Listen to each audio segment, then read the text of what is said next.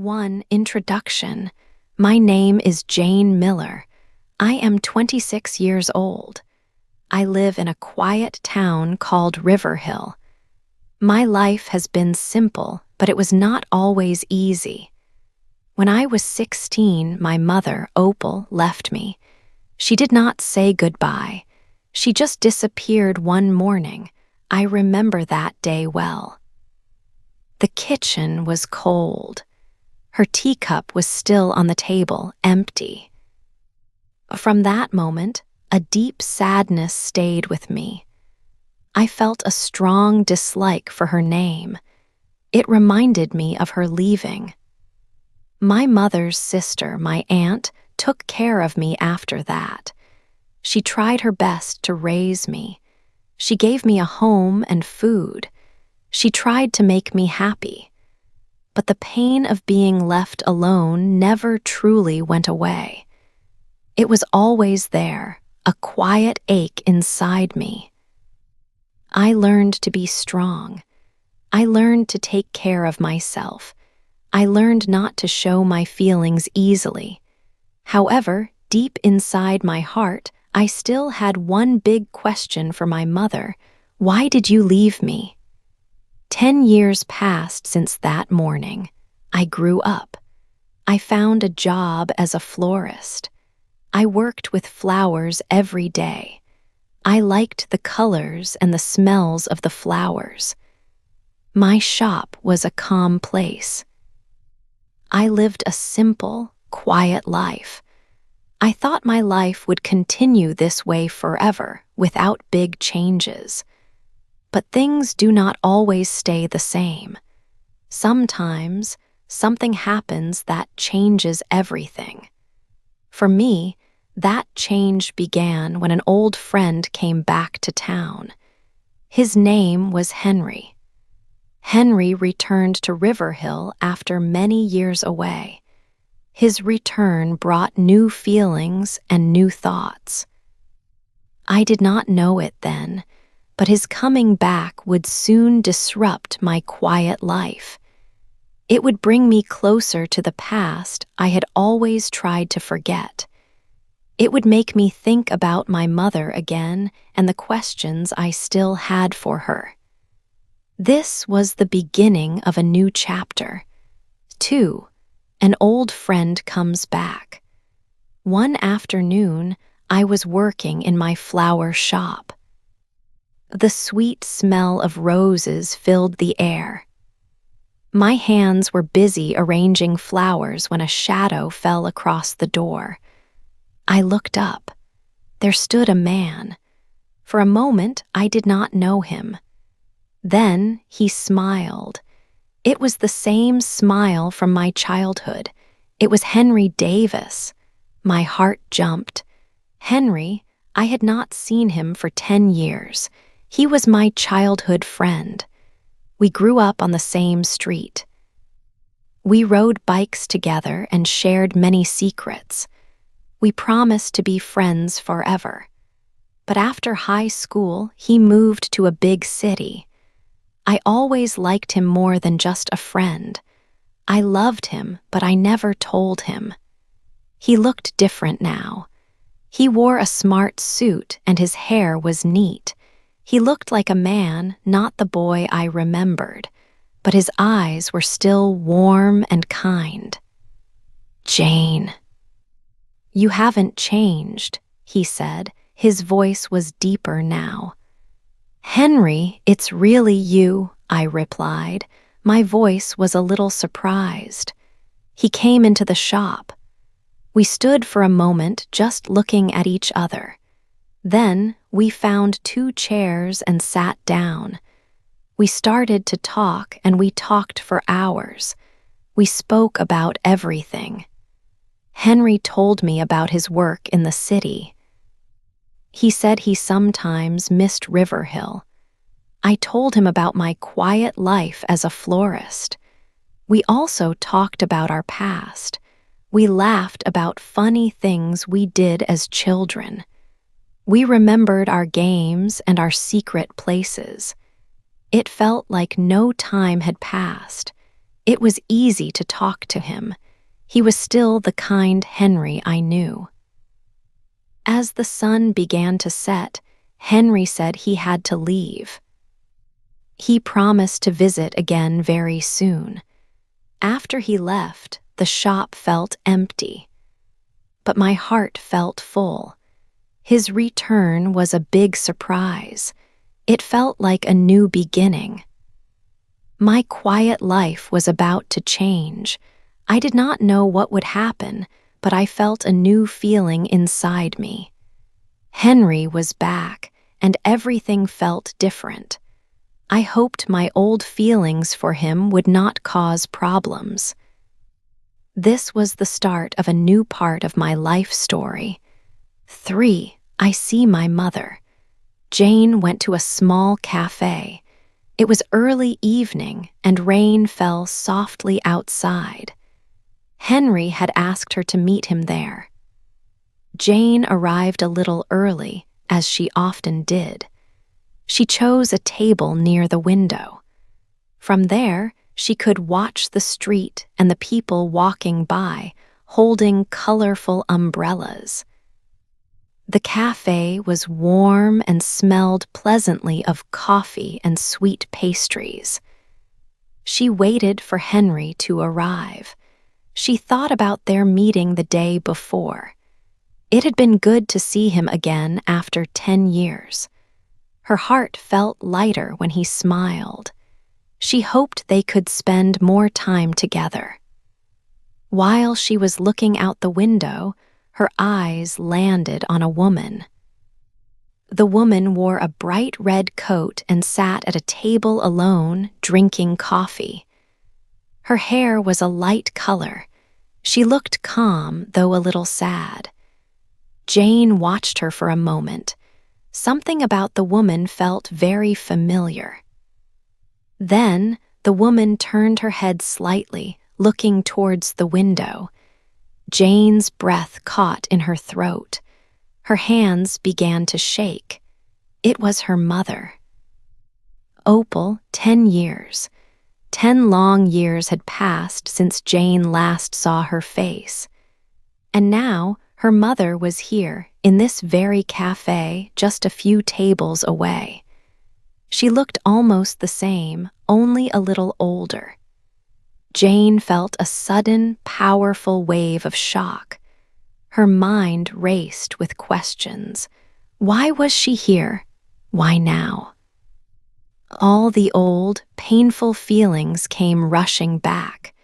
The hurt of being abandoned, the burning anger, and the many questions she had carried in her heart for so long. Her face felt hot, then cold. She wanted to stand up and quickly walk away, but her legs would not obey. She wanted to shout, but no sound would come out. She just stared at the woman in the red coat, her mother, unable to move or speak. Just then, Henry walked into the cafe. He looked around the room and soon saw Jane sitting by the window. He smiled and walked directly towards her table. When he reached her, he saw her pale face and wide, shocked eyes. "Jane, what is wrong?" he asked, his voice full of worry. He sat down quickly across from her. Jane could barely speak. She pointed a shaking finger towards the woman in the red coat. "That woman," she whispered, her voice very quiet and unsteady. "She is my mother." Henry looked at the woman for a moment. His expression changed, but he did not look surprised to see Opal. He looked back at Jane, his eyes kind and understanding. "Jane," he said softly, "Opal has actually been back in Riverhill for some months now. She lives in a house near the lake. She has been living a very quiet life." Jane could not believe what she was hearing. Months, and no one had told her, not her aunt, not anyone she knew. She felt a mix of new anger and deep confusion. Why did Henry know this, and why was this a secret from her? A strong feeling of fear also grew inside her. Her mother was back. After all this time, she was here. What did this mean for Jane's quiet life? The many questions filled her head like a sudden, unexpected storm. 4. A hard conversation. Jane felt very unsure. A part of her wanted to run from her mother, Opal. The anger and hurt from 10 years ago were strong inside her. But Henry told her she should go. He said, "Jane, you deserve to know why she left. You need answers for yourself." His words made Jane think deeply. Maybe Henry was right. She had carried this question for 10 years. It was time to try and get an answer, even if it was a hard one. One evening, Jane walked slowly to Opal's house. The street was quiet and the air was cool. Her heart beat fast in her chest. She took a deep breath and knocked on the door. After a long moment, the door opened slowly. Opal stood there. Her eyes were red and tears began to fall down her face. "Jane," Opal whispered. Her voice was soft. "You have grown into such a beautiful woman." Jane felt a wave of cold anger. "Don't say my name," Jane said. Her voice was cold and hard. "You lost the right to call me that a long time ago when you left me." Opal looked down at her hands. She tried to speak again, her voice shaking. "I am truly sorry, Jane. I made a mistake. Please let me explain everything to you." Jane did not move from the doorway. Her arms were crossed. "Explain what?" "Why you disappeared and left me alone when I was 16. Opal started to talk, her story coming out in a rush. She said she was in serious trouble. She owed money to some very bad people. These people threatened her. She claimed she left Riverhill to protect Jane. Opal believed that if she stayed, Jane would also be in danger. Leaving was her only way to keep Jane safe, she claimed. Jane listened to every word, but she found it very hard to believe. 10 years was a long time to be gone without a word. Why did she not try to contact her at all? Why did she just disappear completely? The explanation felt like an excuse, not a real reason. Jane looked at her mother's face, searching for truth, but she only felt more confusion and deep pain. It was difficult to accept this story. She felt a mix of sadness and deep anger. It was not enough. Later that night, Jane was back at Henry's apartment. Tears streamed down her face. She told him everything Opal had said. Henry listened quietly. Then he put his arm around her shoulders. He held her close as she cried. "It's okay to feel this way, Jane," Henry said. His voice was calm and kind. "You don't have to forgive her if you don't want to, but please try not to let hate consume you. Don't let it control your life and your future." His words were a comfort. Henry was always strong and steady. He understood her pain. He was her friend and her support. His advice was wise and gentle. Jane knew he was right. Holding on to hate would only hurt her more in the end. But letting go felt impossible right now. The conversation with Opal had been hard. It had opened old wounds, but it had given Jane a small part of the answers she wanted. She still had many questions, but Henry was there. 5. A big secret. Days passed. I could not stop thinking about my mother. Was she telling the truth? Was she really in danger? My head was full of questions. Henry told me not to let hate control me, but it was hard. My mother had left me for 10 years. Now she was back with a story I found difficult to believe. The anger was still strong. One morning, I found a letter under my door. It was a white envelope with no name. My hands shook as I opened it. Inside, there was a small photo. It showed my mother, Opal, with a man I did not know. He looked strong and important. Under the photo, there was a short note in my mother's handwriting. It said, "You deserve to know the truth. Henry's father was the reason I left." My heart beat very fast. Henry's father. What did that mean? The words hit me hard. I felt cold. This was a completely new secret. I had to know more. I quickly left my house and walked fast to my mother's place. I needed answers, and I needed them now. When I arrived, she opened the door. Her eyes looked tired and sad. "What is this?" I asked, holding out the letter and the photo. My voice was sharp. "What does this mean about Henry's father? Tell me everything." She looked at the letter, then at me. Tears started to form in her eyes. She invited me inside, and we sat down. She began to speak in a quiet voice. "Years ago," she said, "I worked as a secretary for Mr. Davis. He was Henry's father. He was a very rich and powerful man in this town."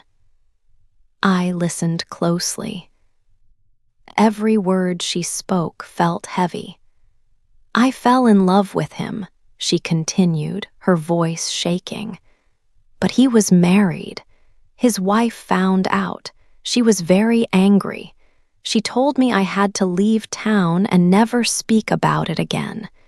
She threatened me and said she would hurt you if I stayed." My mind tried to understand everything. This was a very different story. "But why did you not tell me this before?" I asked. She looked down at her hands. "I was pregnant, Jane. I did not know if the baby was your father's or Mr. Davis's. I was so scared. I left to keep you safe from his powerful family." I could not breathe. My head felt light. "Are you saying," I whispered, "that Henry might be my half-brother?" She slowly nodded her head, and tears fell down her face. The world around me seemed to stop. Henry, my childhood friend, the boy I loved, could be my brother. It was a big secret. It changed everything about my life.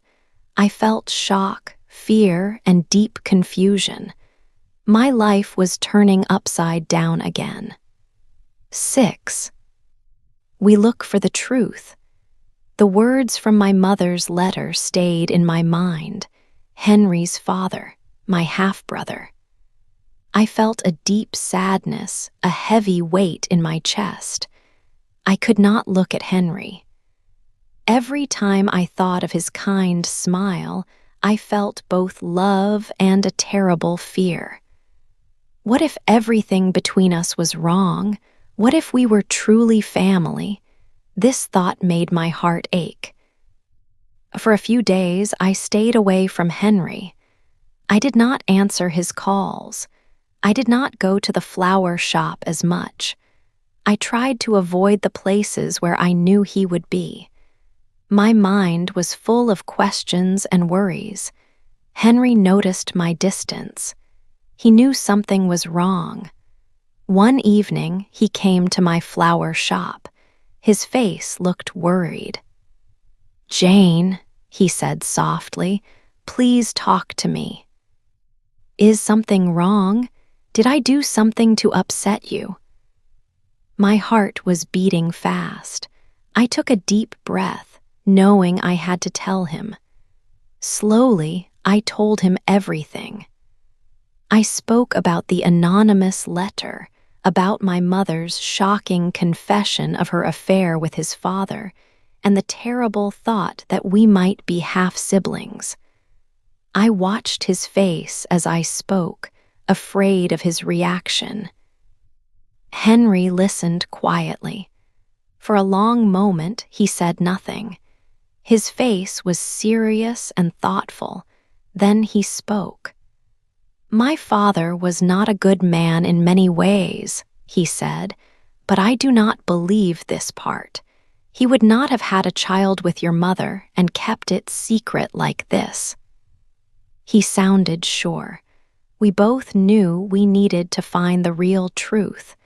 We decided to search for answers together. It felt right to face this big secret as a team, not alone. Henry started looking through his late father's old papers. His father had passed away years ago, so there were many boxes to open, full of old documents and letters. I went to my mother's house. I looked through her old letters, hidden in a dusty box under her bed. My hands shook as I read her old handwriting, hoping to find a clue. We spent 2 long days searching, each in our own way, for anything that could help us understand the past. After these 2 days, Henry called me. "Jane, I found something," he said. I went to his house quickly, my heart full of hope and fear. He held an old letter in his hand. It was from his father, Mr. Davis, to my mother, Opal. Henry slowly read the words aloud. "Opal, I am truly sorry for everything. The child is not mine, but I will make sure you are safe and that no one harms you or your family." My eyes filled with tears. The words were clear. I was not his daughter. Henry was not my half-brother. A huge weight lifted from my heart. I felt a sudden rush of happiness, mixed with the pain of all the worry that had filled my days. We looked at each other, and a smile slowly came to my face. The truth, after so much confusion and fear, was finally out.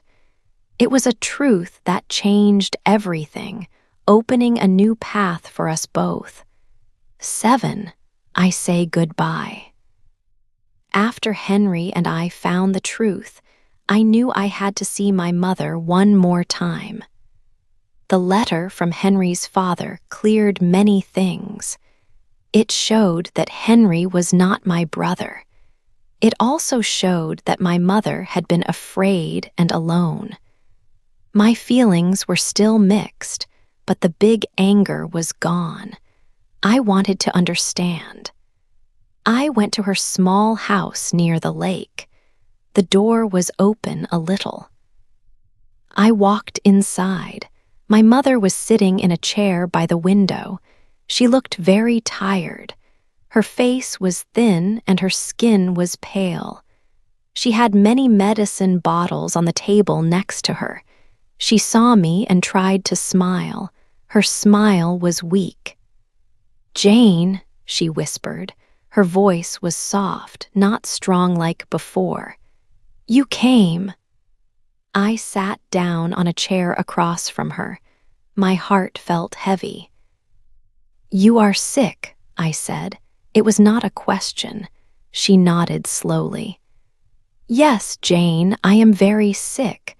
The doctors say I do not have much time left." She looked at her hands. "I did not come back to Riverhill to cause you trouble. I came back because I wanted to see you, one last time." Hearing her words, a strange calm came over me. All the years of anger, the pain of being left alone, it all started to fade. It was like a heavy cloud lifting from my mind. I looked at my mother, not as the woman who abandoned me, but as a woman who was scared and now facing the end. She was still my mother. I reached out and took her hand. Her skin was cool and thin. Tears came to my eyes. "I hated you for so long, Mom," I said, my voice shaking. "But even with all that hate, I never stopped hoping you would come back to me. I always wished for you." She squeezed my hand gently. A tear rolled down her cheek. "I know, my dear, you are stronger than I ever was. You found your way, even without me." She closed her eyes for a moment. "I am so sorry for everything." We sat in silence for a long time, just holding hands. The sun began to set, painting the sky orange and pink. Her breathing became very quiet. After some time, she opened her eyes and looked at me one last time. There was peace in her eyes. Then she closed them again. This time, her hand went limp in mine. She was gone. My mother left me again. But this time, it was different. This time, I understood. This time, I forgave her. There was no anger left, only a quiet sadness and a strange feeling of peace. It was goodbye, but it was also a new beginning for my heart. I had found my mother, and I had let her go, free from the pain of the past. 8. A new life. After my mother's funeral, Henry stayed with me. He was always there, a strong and quiet support. The days after were hard, but I was not alone. Henry helped me feel safe and calm. My journey had been full of pain and loss. For many years, anger was a big part of my heart. But now, after finding the truth and forgiving my mother, things felt different. My heart began to change. I understood more. I forgave more. The heavy weight I carried for so long slowly lifted away. I started to find peace. It was a new feeling, a soft and warm light after a long, dark time. The world seemed brighter. Henry and I spent a lot of time together. We often went to the lake. The water was calm and the sky looked endless. It felt like a fresh start, a new beginning for both of us. We talked about our dreams, about simple joys, and about building a home together. One evening, as we stood by the lake, Henry spoke softly. "You have been through so much, Jane," he said. "You deserve peace and love." I looked at him. He was the boy from my childhood who became the man who stayed by my side through everything. "I think I already found both," I told him. He gently took my hand. We did not need more words.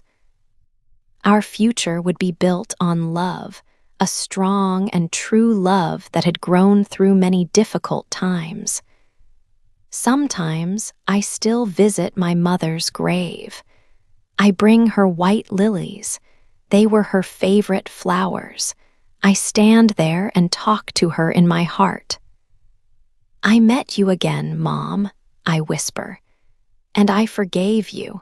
Thank you for giving me life. Even if it took many years, I found my way." Henry always waits beside me. He is quiet, loyal, and true. He is my partner, my friend, and my love. After all the secrets and the lies, Love found its way back to me. It was a new life, full of hope and happiness. I was ready for it.